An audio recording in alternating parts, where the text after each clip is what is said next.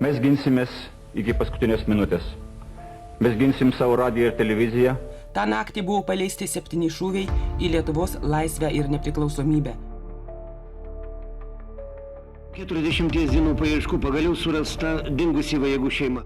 2 million residents of the Baltic states linked hands to protest not only what happened 50 years ago, but to send a message of defiance.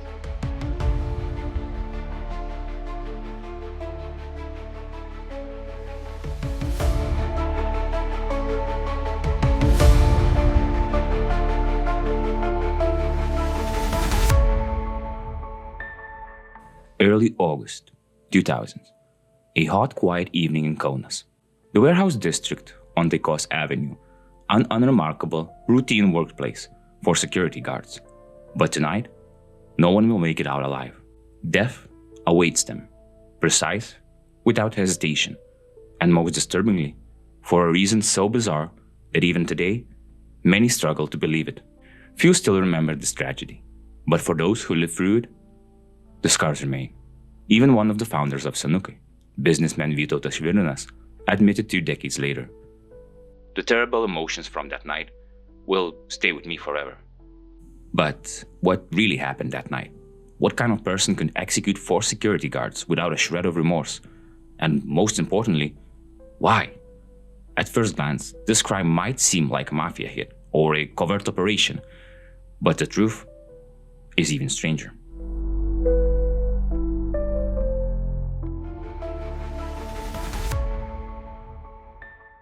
It was just before dawn when the call came in. A routine security check had turned into something far more sinister. The voice on the other end of the line was shaky, urgent. A driver from a nearby logistic company had arrived at Senukai warehouse for an early morning delivery, only to find the entrance eerily deserted. The security checkpoint wasn't manned, the lights inside the guard post flickering dimly. Something wasn't right. At first, he thought the guards had simply stepped away for a break. But as he walked closer, the silence became suffocating. Then, through the dim light, he saw it. The unmistakable shape of a body slumped in the security booth. The driver froze, his breath catching in his throat. The air smelled metallic. Blood. Fumbling with his phone, he dialed emergency services. "This is the Senukai warehouse on Taikos Avenue," he stammered. I think there's been a shooting. There's a body, maybe more." Within minutes, the first patrol car arrived, sirens piercing the quiet morning. The responding officers, expecting perhaps a robbery gone wrong, were unprepared for the sheer brutality that awaited them inside. As officers assessed the situation, another call came in, this time to the headquarters of Senukai Security. "Early in the morning, I received a phone call from a security officer informing me that 2 of our guards have been murdered at a warehouse on Taikos Avenue," a company representative later recalled. "Before I even had time to leave my office, another call came in. 2 more were dead." Murders in Lithuania were uncommon 20-25 years ago, but by 2000s, the wave of violent crime has settled. A massacre like this? Unheard of. The first reaction was shock, fear. No one knew how to respond or what to do next. Even among the company's security staff, the fear was felt. Some immediately quit their jobs. Meanwhile, back at the warehouse, the gruesome discoveries continued. The first officer on the scene peered into the security booth, flashlight beam cutting through the dim light. Blood staked the desk, pooling beneath the lifeless body of Vitas Miliutis, the first victim found. His gun was missing, and the radio lay dead on the table, as if he had been caught mid-report. Then, another officer called out from the parking lot. "Over here!" A few feet away, inside a Volkswagen Golf, another victim, Laimis Jasinskas. His body was slumped unnaturally against the window, riddled with bullet wounds. The officer's stomach turned. As more backup arrived, officers fanned out across the warehouse grounds.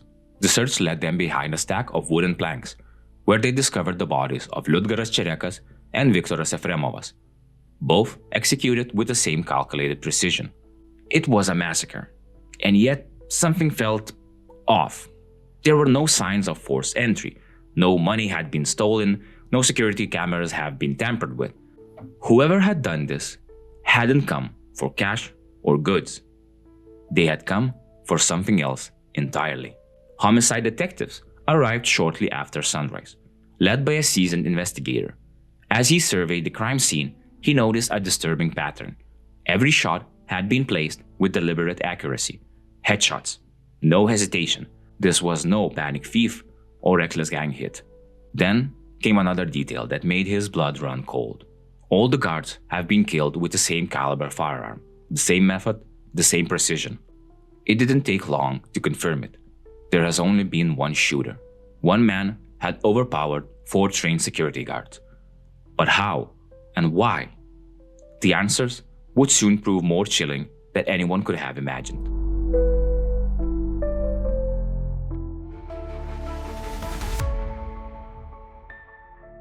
The police later recalled, "The thought wouldn't leave our minds that the crime was committed by someone from within, someone who knew the security guards' routines and movements, or perhaps a mentally ill person, maybe even a drug addict." On the other hand, there was a lingering suspicion that the security guards might have been guarding an illegal shipment without the management knowledge.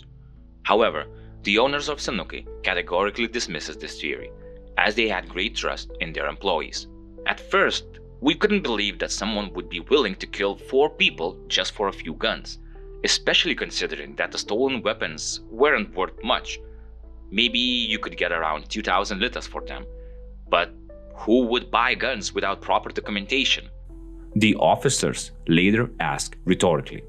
A 31-year-old security guard, Vladimiras Vladimirovas, who had come in to replace his colleagues, played a crucial role in helping identify the bodies of his fellow guards. Even more impressively, he quickly pointed out the location of the last guard's body, which had not yet been found by anyone else. The investigators began looking into Vladimirovas' past. It turned out he had been an exemplary employee. He exercised regularly, didn't drink alcohol, and was knowledgeable about firearms. However, one colleague recalled that Vladimirovas had boasted about owning a pistol of the same caliber used to kill all 4 victims. On top of that, Vladimirovas has submitted a request to leave his job at the same exact time. Even if he was completely innocent, checking him more thoroughly seemed necessary, especially when there were no clear motives or leads to follow. When authorities searched his home, they found something unexpected. Literature about firearms, components, tools, and hidden in a tree. A stash specifically prepared for a particular heist. Unfortunately, the stash contained all the missing weapons of the security guards. Vladimiras then asked to make a call to his mother, the first person he told about what he had done and why. Eventually, Vladimirovas confessed to all 4 murders.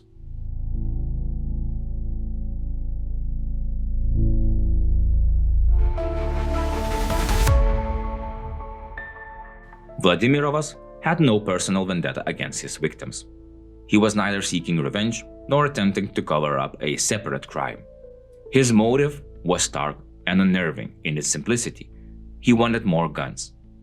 He saw his co-workers as nothing more than obstacles between him and the weapons he craved. His first victim was 65-year-old Vladimiras, who was working near a pile of wooden panels that evening. Hidden in the shadows, Vladimirovas waited patiently until Cherekas approached the pile, sorting through the planks. As the older man turned, the killer sprang from his hiding place and fired twice. The first bullet struck Cherekas in the body, while the second, a cold, calculated control shot, hit him in the back of the head, ensuring instant death. Vladimirovas then dragged the body behind the stack of planks and covered it with wooden pallets before moving on. His next target was 53-year-old Viktoras Efremovas, stationed at the second security post. Vladimirovas, now fully in the grip of his deadly plan, methodically made his way toward the checkpoint, his pistol equipped with a homemade silencer. When Efremovas exited his post to turn on the yard lights, he was unarmed, carrying only a pair of handcuffs. Their eyes met in a long, eerie silence. Then, as Efremovas instinctively reached for his radio to call for help, Vladimiras fired a burst of rounds into his body. The guard collapsed, but Vladimiras wasn't done. He dragged the corpse towards a snowplow and stuffed it under the machine's blade, an attempt at concealing the evidence. He then scattered sand over the bloodstains to cover his tracks, before lying in wait for the next shift of guards to arrive. By this point, Vladimirovas had total control over the site. The 2 stationary guards were dead, the facility was locked, and he had the radio. Now, he just had to wait for the mobile patrol team, the ones carrying the highly coveted 6 sewer pistols, to arrive. At around 1 a.m., the mobile security unit pulled up in their Volkswagen Golf. Vladimirovas played the part of a fellow security guard, unlocking the gates and waving them in. They drove into the yard, made a routine perimeter check, and parked. As 24-year-old Vitas Miliutis stepped out to log their patrol into the duty roster, Vladimirovas followed him into the security post. Just as Miliutis sat down to sign the register, Vladimirovas raised his pistol and fired multiple shots into the back of his head. The silencer, however, already worn out from earlier executions, failed to muffle the noise. For the first time that night, Vladimirovas felt a stab of fear. Had Lemis Jasinskas, the 23-year-old remaining guard in the vehicle, heard the shots? Was he preparing to retaliate? If so, Vladimirovas knew he was at a disadvantage. Jasinskas was armed. Moving quickly, he grabbed Miliutis' gun and magazine, stuffing them into his coat before cautiously approaching the parked Volkswagen. Peering inside, he saw Jasinskas slumped against the window, dozing with his jacket draped over his head. Without hesitation, Vladimirovas called his name. As Jasinskas stirred, the killer opened fire, riddling him with bullets before he had a chance to react. By dawn, 4 men lay dead.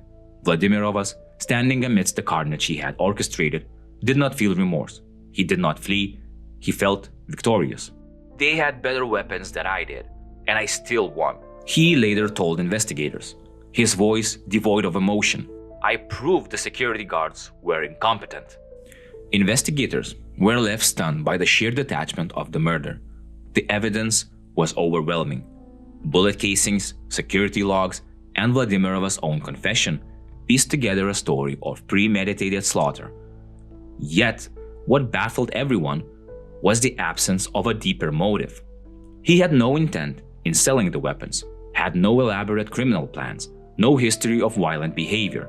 His only goal was to amass more guns, as if they were trophies.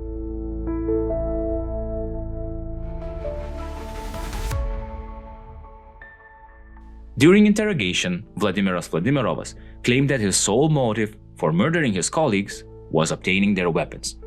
He expressed a strong desire for these firearms, stating he needed them and had no other plans, no escape strategy, no intention to resist arrest, nor any effort to conceal his actions. The assertion raised doubt among some investigators. Could an individual cold-bloodedly commit such a heinous act without any motive beyond just acquiring a few weapons? Skeptics found it hard to believe. However, the evidence supported his confession. Vladimirovas had meticulously planned the crime, prepared thoroughly, and ultimately executed his mission. In the courtroom, Vladimirovas remained silent. He offered no excuse, showed no remorse, and provided no explanations. He simply stared out of the window as the judge delivered the verdict: life imprisonment. The case shocked Lithuania, not only because of the brutal nature of the crime, but also due to perplexing simplicity of the confessed motive. Ammunition, silencers, and personal items belonging to the victims were discovered at Vladimirov's residence, further corroborating his involvement. The incident has drawn comparisons to other criminal cases, where the motive appeared disproportionately trivial relative to the crime committed. For instance, Soviet-era criminal Vladimir Lonyasin claimed his murders were driven by a need for money. Yet investigators believed his actions were more about seeking recognition and self-affirmation. The true depth of Vladimirov's motive may never be fully understood. His refusal to elaborate leaves both the public and professionals grappling with the unsettling reality that such a grievous act could stem from a desire as seemingly mundane as acquiring firearms.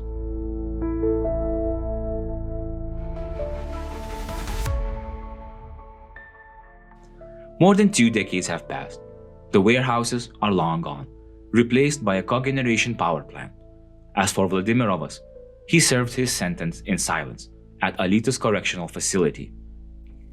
In recent years, Lithuania law had allowed life sentence prisoners to request a fixed-term sentence, but Vladimirovas had never exercised this right.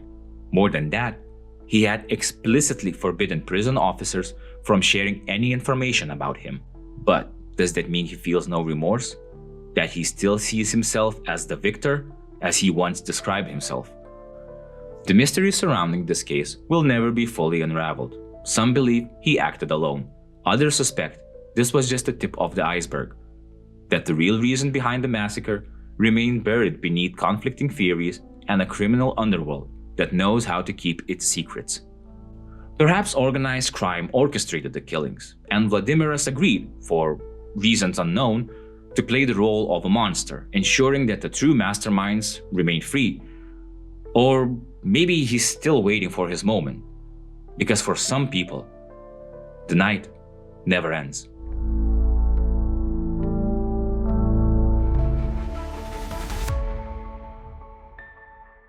As we reflect on the chilling case of Vladimiras Vladimirovas, it becomes clear that sometimes the most unexpected individuals can harbor a very, very dark secret. If you found the story as interesting as I did, don't forget to like, subscribe, and hit that notification bell for more deep dives into true crime cases.